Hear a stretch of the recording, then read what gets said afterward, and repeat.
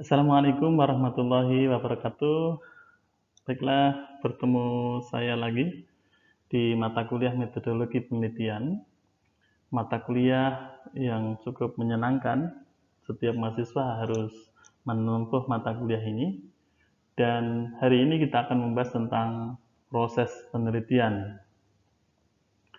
Sebelum jauh kita melangkah tentang bagaimana sih pelaksanaan penelitian, kita harus tahu tentang tahapan-tahapan bagaimana pelaksanaan proses penelitian itu. Nah, bagi mahasiswa juga ada tahapan penting, mulai dari menempuh mata kuliah metodologi penelitian ini, terus kemudian ada mata kuliah seminar proposal, kemudian ada mata kuliah skripsi, di mana harus diambil oleh mahasiswa di akhir semester. Di dalam proses penelitian, ada 3 hal yang penting harus dipahami. Pertama adalah penelitian itu harus dilaksanakan secara sistematis, logis, dan objektif. Apa yang dimaksud dengan sistematis? Sistematis itu adalah penelitian ini dilakukan dengan proses yang terstruktur, di mana harus mengikuti kaidah-kaidah secara berturut atau berurut begitu. Bagaimana langkah-langkah penelitian itu dilakukan? Saya rasa hampir sama dengan mau saudara melakukan penelitian di kampus A, kampus B, kampus A di negeri mana, kampus B di negeri mana, tetap sama saja. Harus mengikuti kaidah penelitian yang berurut begitu, secara berurut begitu. Nah, yang kedua, logis. Dalam pelaksanaan atau proses penelitian dilaksanakan secara logis ini artinya adalah masuk akal. Penelitian yang didasarkan atau berdasarkan pada pengkajian secara rasional. Rasional itu secara tidak langsung adalah bisa diterima akal sehat, bisa diterima rasional, bisa diterima oleh akal kita. Dan krisis dan analisis, begitu itu logis. Nah, ketika sudah melakukan sistematis, kemudian berikutnya adalah logis, kemudian langkah yang ketiga adalah dilakukan atau dilaksanakan secara objektif. Apa yang dimaksud dengan objektif dalam hal ini adalah di dalam penelitian ini didasarkan pada fakta. Artinya, seorang peneliti tidak boleh merekayasa atau membuat data palsu dalam pelaksanaan pengambilan data proses penelitian tersebut begitu. Saya contohkan misalnya begini.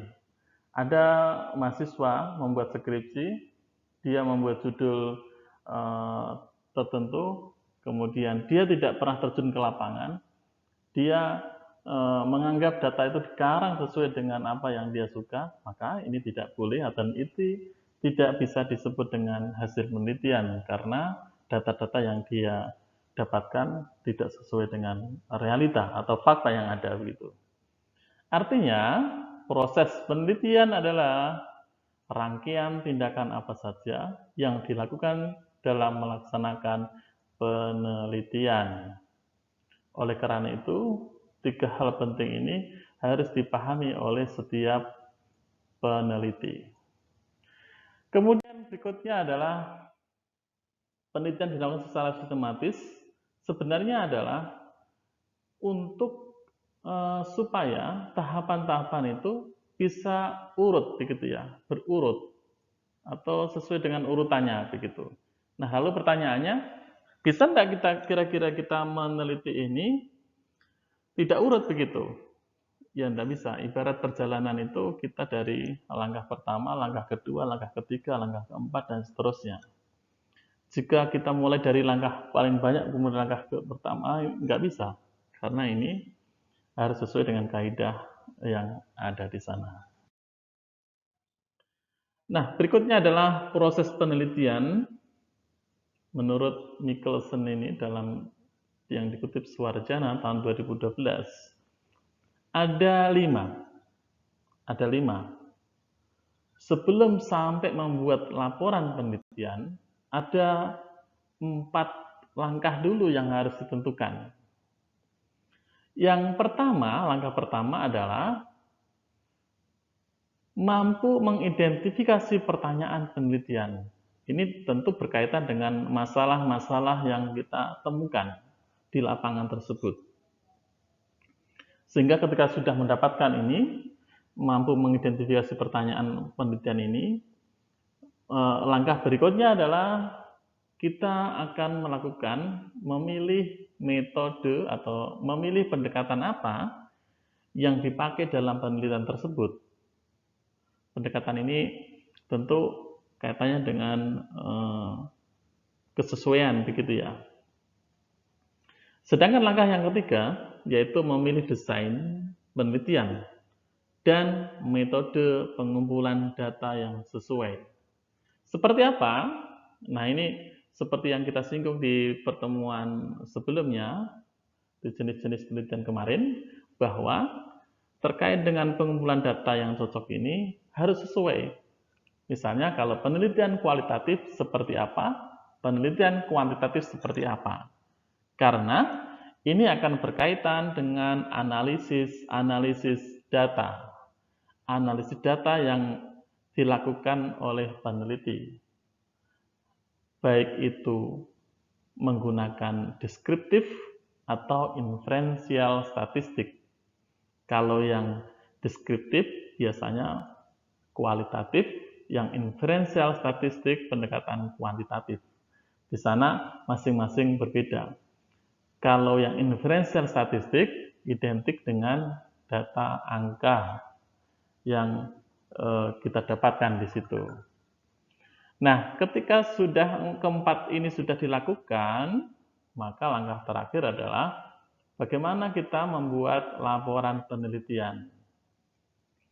Dalam membuat laporan penelitian ini harus disesuaikan, secara umum itu hampir sama, tetapi ada kekhasan masing-masing di dalam lembaga atau di kampus tertentu itu memiliki khasan masing-masing. Misalnya kalau di kampus IAIN Salatiga, khususnya Fakultas Dakwah, tentu harus disesuaikan dengan pedoman skripsi yang telah dibuat oleh akademik. Seperti apa langkah-langkahnya, seperti apa sistematikanya, dan seperti apa proses pelaksanaannya, seperti apa. Nah, di situ sudah jelas semuanya dirinci dan mahasiswa bisa mempelajarinya, terus bertanya kepada dosen pembimbing ketika skripsi, dan lain sebagainya. Nah, ada 3 hal yang penting di dalam proses penelitian ini. Yang pertama adalah perencanaan penelitian, yang kedua adalah perencanaan penelitian, yang kedua adalah pelaksanaan penelitian tersebut, yang ketiga adalah laporan. 3 hal ini ketika jadi mahasiswa di semester akhir harus tahu tentang ini. Nah, apa yang dimaksud dengan perencanaan penelitian? Perencanaan penelitian itu ya tidak jauh beda dengan desain penelitian atau apa yang direncanakan dalam penelitian itu.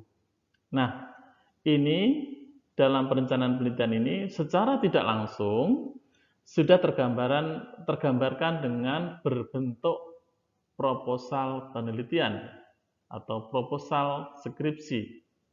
Nah, mahasiswa yang khusus Fakultas Dakwah, proposal skripsi ini ketika sedang mengajukan judul kepada ketua program studi. Artinya, ketika mengacu kepada ketua program studi, akan diskusi, kemudian lolos judulnya, akan membuat proposal, dan kemudian dapat dosen pembimbing. Nah, di dalam perencanaan ini apa saja yang harus ditulis? Setidaknya ada 6 itu ya. Ada 6 supaya kita ini bisa menentukan metode penelitian yang kita gunakan nantinya. Nah, langkah pertama adalah penentuan perumusan masalah. Penentuan dan perumusan masalah. Nah, apa sih penentuan dan perumusan masalah itu? Penentuan perumusan masalah itu adalah harus ditentukan dengan singkat, tegas, dan operasional. Seperti apa? Begitu ya. Nah, berikutnya yang kedua, harus mengandung variabel yang akan diteliti. Makanya ini harus melihat judul yang sudah diambil begitu. Variabel-variabelnya seperti apa? Nah, disitulah kita harus sesuai dengan variabel yang akan diteliti tersebut begitu. Yang ketiga adalah subjek dan objeknya penelitian. Subjek dan objek. Subjek itu dan objeknya di mana begitu. Ini tentu kaitannya dengan kapan, di mana. Nah, ini sesuai dengan judul yang sudah ditentukan. Nah, yang keempat adalah pada umumnya berbentuk kalimat tanya. Misalnya contoh, satu, bagaimana, atau yang kedua, contohnya adalah apakah, yang ketiga, dan seterusnya begitu. Jadi berbentuk pertanyaan. Nah, seperti apa? Nah, biasanya ada satu atau dua atau tiga atau empat, ini tergantung variabel yang sudah kita ambil di dalam penelitian. Nah, ketika sudah menentukan rumusan masalah di sini, maka langkah berikutnya adalah merumuskan tujuan penelitian. Seperti apa? Merumuskan tujuan penelitian ini sebenarnya tidak jauh beda dengan melihat konteks penentuan rumusan masalah. Ada dua hal yang harus dipahami dalam merumuskan tujuan penelitian. Yang pertama adalah untuk menjelaskan tujuan akhir yang akan dicapai dalam penelitian ini setelah selesai. Untuk apa sih kira-kira? Yang kedua, akan memberikan gambaran yang tegas tentang sasaran ruang lingkup penelitian ini. Ini merumuskan tujuan penelitian. Jadi contohnya misalnya untuk mengetahui, untuk memahami, untuk menjelaskan, ini biasanya seperti itu di dalam tujuan penelitian. Langkah berikutnya adalah manfaat penelitian. Tentu ini dalam manfaat penelitian ini biasanya di dalam penelitian ini untuk menjelaskan manfaat, kontribusi apa yang diberikan gitu dalam penelitian ini, yang akan diperoleh dan hasil penelitian dan siapa pihak yang mendapatkan manfaat tersebut. Tentu di sini secara teoritis, secara akademis, secara pribadi atau secara lembaga dan sebagainya itu apa? Tentu yang paling umum adalah akan menemukan atau menambah hasanah pengetahuan di bidang ilmu tersebut. Tentunya seperti itu. Atau setidaknya akan membantu memberikan memecahkan permasalahan di bidang itu. Nah, langkah yang keempat adalah penelitian yang relevan. Mengungkap penelitian yang relevan dengan variabel yang kita teliti. Nah, ini kita harus melihat judul-judul penelitian yang berkaitan dengan variabel yang kita ambil di penelitian kita ini. Baik variabel X maupun variabel Y. Nah, saudara itu bisa didapatkan ketika melihat penelitian yang relevan ini bisa didapatkan di jurnal-jurnal penelitian yang sekarang sudah bertebaran karena jurnal sekarang sudah menggunakan sistem online journal system, begitu pakai OJS. Bisa dibuka di Google Scholar atau penelitian-penelitian di skripsi, tesis, disertasi di perpustakaan yang sudah di-online-kan di sana. Artinya apa? Sekarang mahasiswa sudah lebih mudah untuk menjangkau semua penelitian-penelitian yang relevan yang akan kita garap nantinya begitu. Nah, yang kedua adalah pelaksanaan penelitian. Ada 4 langkah yang harus kita buat dalam proses pelaksanaan penelitian ini. Langkah pertama adalah pengumpulan data. Kalau sudah melaksanakan, artinya proses proposal itu sudah jalan, kemudian sudah oke, artinya langkah berikutnya adalah terjun langsung ke lapangan. Yang pertama adalah kita akan melakukan pengumpulan data. Yang kedua adalah pengolahan dan analisis data. Yang ketiga adalah menafsirkan hasil analisis tadi. Dan yang keempat adalah membuat kesimpulan. Jadi, keempat hal ini harus ditempuh oleh seorang peneliti. Nah, lalu apa yang dimaksud dengan pengumpulan data itu? Sebagaimana para peneliti, ada beberapa hal caranya untuk mengumpulkan data. Langkah pertama untuk mengumpulkan data adalah dengan melalui observasi, dengan mencari dokumentasi. Yang ketiga adalah wawancara.